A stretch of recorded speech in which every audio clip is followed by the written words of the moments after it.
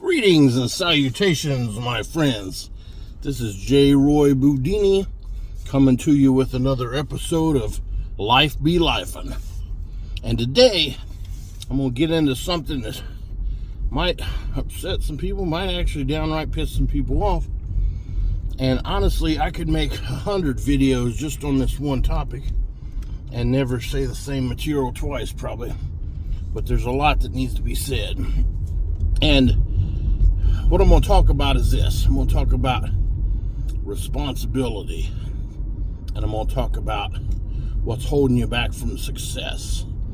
And you may not see the correlation between those two, but here it is. If you ask people why they're not successful, they're going to tell you blah, blah, blah. And it doesn't matter what they say because it's all some version of somebody else's fault. 9 times out of 10, it's somebody else's fault. And when it's somebody else's fault, that puts them in the victim mentality. And one unique thing about the victim mentality is you can't be successful because you're just a victim. You can't make any change. So if you got a lot of excuses and they always involve something else and somebody else that's happened, that's what's keeping you from success. I mean, you ask a lot of people, they're going to say, oh, it's the politicians and the Republicans and the Democrats and whatever. But the fact is, people's been successful all through the picture, regardless of Republicans, Democrats, who was in office, who was the mayor, who was the governor. None of that shit really matters if you really want to be successful. And people's going to say, oh, I just can't get ahead. The cost of living's too high. It's been worse. It's been worse in the past. And yet somehow people still succeeded. And then you're going to have people say, oh, I got all these kids. Well, other people have had kids and they've still succeeded. Look at J.K. Rowling, the woman who wrote Harry Potter. Check out her life story.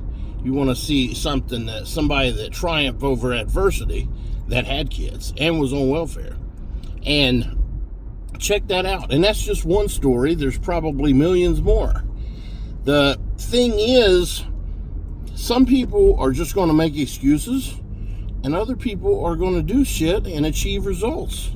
It's as simple as that. Nobody said it was going to be easy. Nobody said it was going to not be full of peril and difficulty and hard work, but there is a way. It can be achieved, but it absolutely cannot be achieved if you have the victim mentality about where it's somebody else's fault.